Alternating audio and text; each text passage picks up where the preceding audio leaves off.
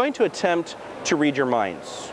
Now, having you think of random thoughts can sometimes be a little off, and so sometimes you don't see the connection, but playing cards are very familiar. If I ask you to imagine an ace of spades, you can see it instantly. It's already there in your minds right now as we're saying it. Same thing with the 10 of hearts. So it's something that we can all understand and agree on.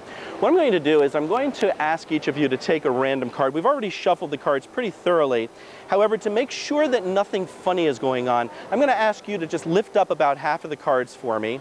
Great, we're just going to cut them to that spot, and I'm going to ask you to take that card, and you to take that card. Great. And that way you'll have a random card. Now I want you to cover the backs so I can't see the backs in case they might be marked or something weird like that. And I want you to look at your cards, and I want to see if I can tell you what cards you have by looking into your eyes. I'm getting a 4 and a 7. I'm guessing that that you have the 7 and you have the 4. Don't tell me what the suits are yet. That makes it a little bit trickier. The 4 of spades and the 7 of diamonds. Am I right? Go ahead and turn them over. I appreciate that. Thank you. That's crazy. Put your other hand over your first hand, just like that. Great. I want you to hold on tight, and I want you to watch. Are you ready? Here we go. Watch. 1, 2. Go ahead and open. No way. Yes way. How do you do that? Very well. Wandering through New York City, and I came across a man who was a gambler. He actually poked his head out of an alley and said, "Come here." I said, "Me?" He said, "Yeah, you, come here." I said, "Well, what can I do for you, sir?" And he says, "How would you like to make some money?" I said, I don't know what it is, but whatever it is, I'm not into it. He says, no. This is a little gambling game with 3 cards called the 3-card Monte. And if you have a sharp eye, you can win a lot of money. If you don't have a sharp eye, you might lose $1 or 2. So tell me a little more about this before I start putting up money. He says, well, the 3 cards are uniquely printed. One of them has a big red diamond printed on its face. He said the second one also has a big red diamond printed on its face. He said, but the third one has a blue diamond, and he said the blue diamond card is the money card. As long as you know where the blue diamond is, you'll win $1. If you don't, you'll lose $1. Well, I thought that was reasonable, and I was about to say it was on the top. When I saw him cheat, he did a little sleight of hand and moved that blue card underneath to the bottom of the deck. So I said, okay, I'm going to play your game with you, and I'm going to teach you a very valuable lesson. The blue card is on the bottom. He said, well, then you owe me $1. I could have sworn I had seen him put it on the bottom, but I thought, well, maybe it's not on the bottom, but it's probably right where it was before and on the top. He says, well, you owe me another $1. Well, then I knew if it wasn't on the bottom and it wasn't on the top, there's only one place it could be, right? It was in the middle, and he says, you owe me another $1. And I said, wait a second. If it's not on the bottom, it's not on the top, it's not in the middle. This is like that shell game. There is no win. There is no blue card. You put it away somewhere. He says, you owe me another $1. It's right there on the bottom. I said, okay, I'm going to get you with logic. He said, you only have one blue card, right? He says, that's right.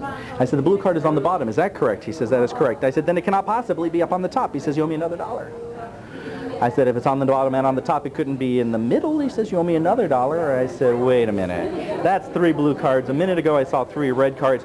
You've got more than 3 cards there. You just shuffle them all around. So he counted them real slow. 1, 2, 3. He says, you owe me another $1. I said, that's it. I give up. $7.45 is not my idea of a good time. He says, I'll tell you what, you look like a nice guy.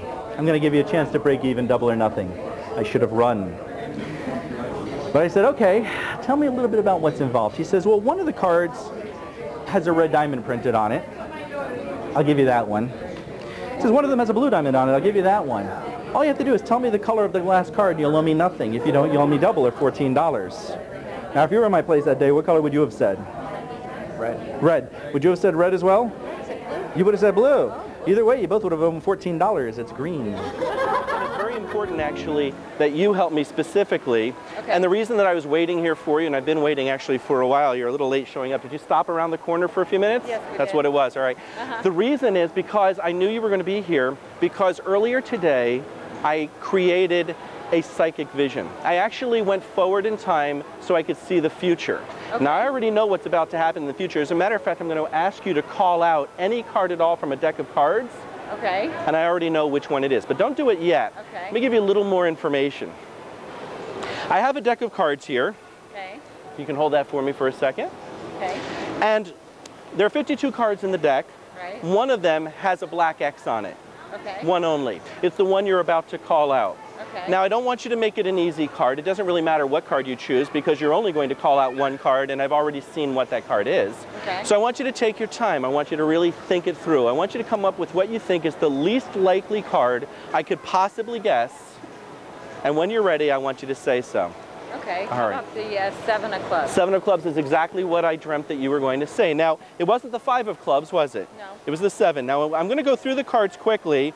Notice there's no like Sharpie markers or anything here. Right. And I want you to take the 7 of clubs out of there and just flip it over and look at the back, and you'll notice it's the only card in the deck that has a black X on it. Okay. Now, All what I'm right. also going to need to do is borrow a cigar from someone. So if I could borrow somebody's cigar so we can do this without, because if I use my cigar, you're going to think the cigar is, we don't have a cigar?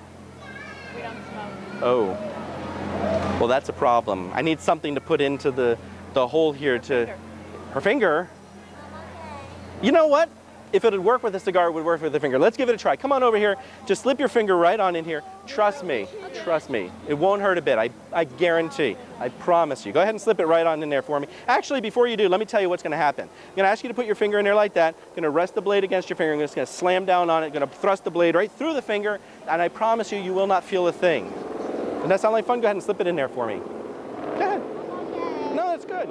All right, we got somebody brave over here. Slip it in there. Now, I'm going to hold on to the end. No, that's good, that's good. I'm going to hold on to the end. That way, if anything goes wrong, we'll have the piece for the paramedics to sew on. Let's pull it over here a little bit closer to me. Good, that's great, great. Okay.